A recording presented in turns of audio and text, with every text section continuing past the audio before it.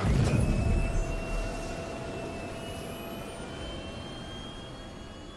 systems online.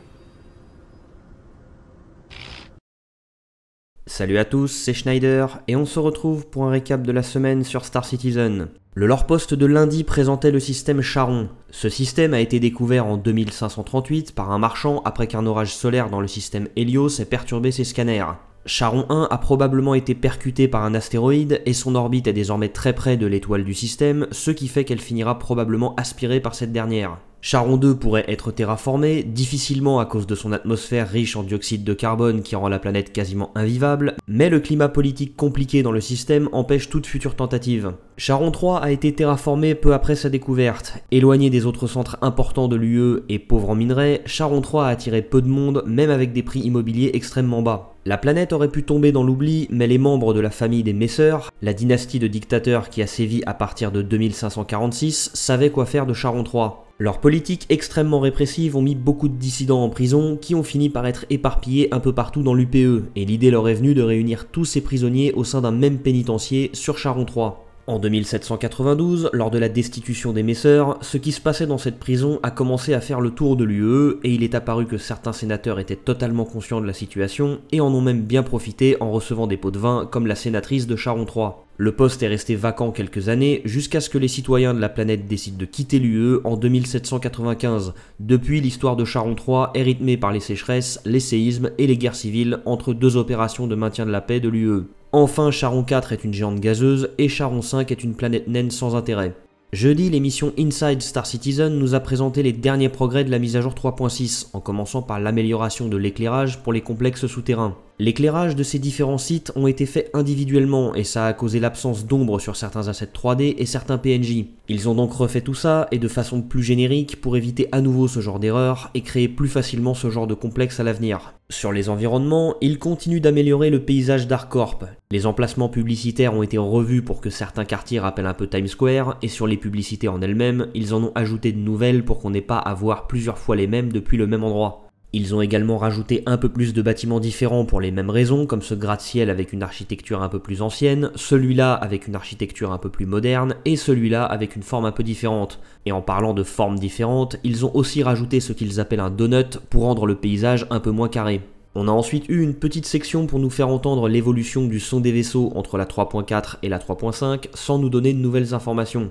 Et enfin, la dernière partie de l'émission nous a présenté un nouveau véhicule, le Ranger de Tumbril, qui est tout simplement une moto qui sera déclinée en 3 versions. La version cargo aura une unité de cargaison si on en croit le tableau des vaisseaux et un peu plus si on en croit la brochure. La version de combat aura 2 canons de taille 1 et la version pour la course aura une meilleure propulsion, un meilleur aérodynamisme et des systèmes de refroidissement de frein plus efficaces. Chacune de ces motos sera fournie avec une veste et certains pensent déjà que la veste de la version cargo à gauche est un signe que le Ranger arrivera pour la 3.7, en même temps que les inventaires physiques. Ce qui est sûr, c'est que certains joueurs prévoient déjà de fonder des gangs de motards et Eric Kieran Davis, le directeur du studio de Los Angeles, en a profité pour nous rappeler sur Twitter que c'est déjà possible sur la page de création des organisations. Vendredi, l'émission Star Citizen Live recevait Brian Brewer pour nous montrer comment il transforme des sessions de motion capture organisées avec les joueurs à la CitizenCon de l'année dernière en animations concrètes pour le jeu. Et malheureusement, même si c'était très intéressant, les backers n'ont pas pu poser de questions, donc on n'a pas eu de nouvelles informations.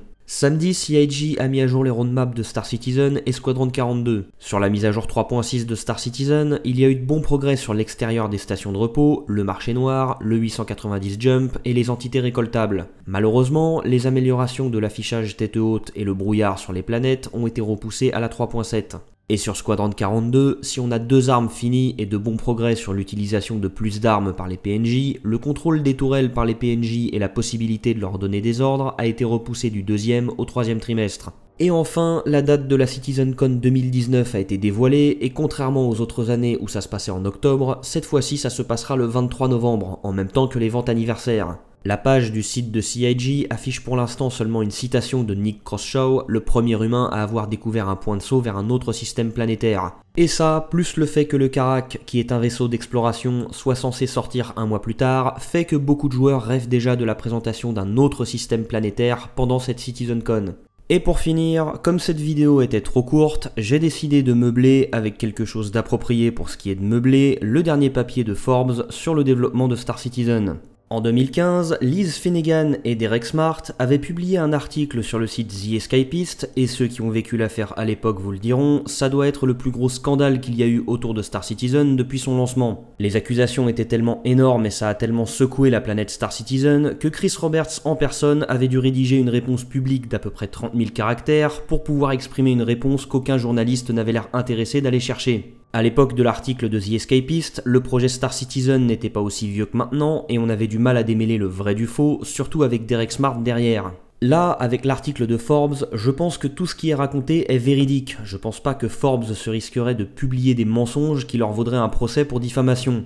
Mais si l'article de The Escapist avait au moins le mérite d'apporter de l'eau fraîche au moulin des détracteurs, là on est plutôt sur de l'eau usée à un niveau qui ferait trembler El Pueblo. Ce qui se passe durant une CitizenCon et le fait que CIG ait choisi un modèle économique qui consiste à vendre des dizaines de vaisseaux pour des centaines ou des milliers de dollars, tout le monde le sait, c'est même le principal reproche qui est fait au projet. Le fait que ça leur a rapporté plus de 200 millions de dollars, qu'un multimilliardaire en a amené 46, qu'ils avaient une réserve de 14 millions de dollars fin 2017 et que leur masse salariale leur coûte plus de 30 millions de dollars par an, pareil, c'est du réchauffé. Le parcours de Chris Roberts dans l'industrie du jeu vidéo entre son âge d'or avec les Wing Commander et ses déboires avec Digital Anvil et Microsoft et ses maigres succès dans l'industrie du cinéma, c'est à la portée de n'importe qui sachant chercher sur Wikipédia. Le fait que les procédures de remboursement soient compliquées et que certaines soient même remontées jusqu'à la Commission fédérale du commerce aux États-Unis, le fait que la femme et le frère de Chris Roberts aient des postes importants dans l'entreprise, encore une fois, ça fait débat depuis aussi longtemps que Star Citizen est en développement, donc un paquet d'années. Mais alors Jamie, qu'est-ce qu'on apprend de vraiment nouveau dans cet article?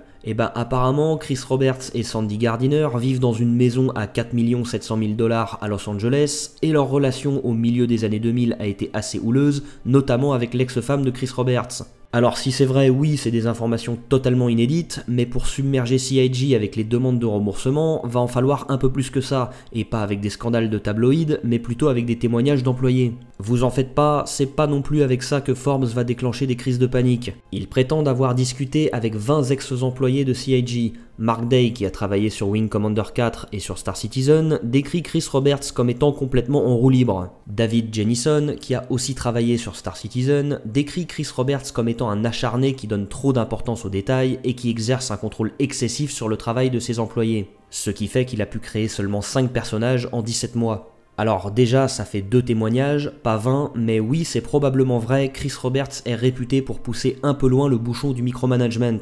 Mais c'est pas venu à l'idée des 2 rédacteurs qu'avec une roadmap publique projetée sur plusieurs mois dans le futur depuis 2018 et un rythme de sortie des mises à jour tous les 3 mois plutôt bien respecté jusqu'à présent, que le témoignage de 2 employés ayant arrêté de travailler pour CIG respectivement en 2014 et 2015 était peut-être plus vraiment pertinent? Regardez les vaisseaux par exemple. Il y a 5 ans, on avait un Avenger atrophié où on pouvait tout juste s'accroupir. Si plusieurs anciens employés qui ont démissionné il y a 4 ou 5 ans me disent que c'est la faute de Chris Roberts qui savait pas ce qu'il faisait, changeait d'avis comme de chemise, accordait trop d'importance à des détails inutiles et contrôlait excessivement le travail de ses employés, je les crois. Maintenant, au vu du pipeline de production des vaisseaux que CIG a mis en place et vu ce qu'ils produisent chaque trimestre, j'ai du mal à croire que ces problèmes de management soient encore d'actualité. Et bah là c'est pareil, quand David Jennison dit qu'il a pu faire que 5 personnages en 17 mois à cause de Chris Roberts avant de démissionner en 2015, bah... ouais, je veux bien le croire, ça m'étonnerait qu'il mente volontairement, mais bizarrement, ça m'inquiète pas. Pas en 2019. Plus maintenant. Allez, je suis mauvaise langue, il parle quand même d'un développeur qui a démissionné en 2018 et qui, quand on lui a demandé pourquoi, a répondu avec un lien YouTube où on voit une scène du film Spinal Tap où un musicien vante les mérites de son ampli dont le potard va jusqu'à 11 au lieu de 10 sans réussir à expliquer vraiment pourquoi c'est beaucoup mieux. C'est peut-être une façon pour cet ancien employé de sous-entendre que Chris Roberts n'a pas la moindre idée de ce qu'il fait, mais je crois qu'on saura jamais vraiment ce qu'il a voulu dire puisque évidemment Forbes n'a pas détaillé ni mis de lien vers l'endroit où le développeur a dit ça. Évidemment, vous vous doutez que l'article a été repris sur à peu près tous les sites de jeux vidéo que vous connaissez. Et laissez-moi attirer votre attention sur une chose. Si on se base sur la page de financement sur le site de CIG, le projet a attiré 2 300 000 joueurs qui ont réuni 225 millions de dollars. Si on creuse un peu plus et qu'on regarde le rapport financier de CIG qu'on a eu fin 2018 et qui montre leurs finances jusqu'en 2017, Qu'on additionne les fonds de chaque année plus ce qu'ils prétendent avoir amassé en 2018, on arrive à 245 millions de dollars. Et si on prend en compte ce qu'ils ont gagné sur les 4 premiers mois de 2019, on arrive à 257 millions de dollars. L'article de Forbes parle quant à lui de 242 millions de dollars réunis par 1 100 000 joueurs seulement. Alors, je dis pas que mes chiffres sont bons, j'ai peut-être oublié des éléments et peut-être que Forbes a eu accès à d'autres informations qui rendent leurs chiffres exacts. En revanche, ce qui est sûr, c'est ça. Oui, le chiffre de 242 millions de dollars avancé par Forbes s'est miraculeusement retrouvé sur quasiment tous les sites qui ont relayé l'information. Comme si aucun rédacteur à aucun moment s'était dit « et si j'allais vérifier cette donnée par moi-même en 5 minutes pour m'assurer que je raconte pas n'importe quoi ?» À mon avis, c'est assez révélateur du niveau d'investigation que mènent les journalistes de jeux vidéo vis-à-vis de Star Citizen. Alors, on peut pas demander aux gros sites de jeux vidéo de traduire en intégralité tous les Around the Verse, tous les rapports mensuels, tous les Reverse the Verse, les Calling All Devs, les lore posts. On peut pas leur demander d'analyser l'évolution de la roadmap chaque semaine ou d'aller à la pêche aux infos chaque semaine sur Reddit, Twitter ou le Spectrum sans jamais rien rater. Évidemment, le jeu vidéo est un domaine beaucoup trop vaste pour consacrer autant de temps, d'argent et d'énergie à un seul jeu, surtout quand on travaille dans une rédaction de site de jeux vidéo qui doit quand même faire des clics pour survivre. Maintenant, entre accomplir chaque semaine l'équivalent du travail de plusieurs créateurs de contenu et de tous les collaborateurs de plusieurs sites communautaires, et se contenter de copier-coller un scandale de temps en temps parce que ça génère des clics, je pense qu'il y a un juste milieu que la presse vidéoludique a encore un peu de mal à trouver, même s'il y a des progrès. Ce qui n'empêchera pas les créateurs de contenu et les sites de fans d'avoir encore de belles années de travail nécessaires devant eux. C'est la fin de cette vidéo qui est sortie carrément en retard et j'espère qu'elle vous a plu. Sur ce, je vous dis à dimanche prochain et d'ici là, portez-vous bien, citoyens.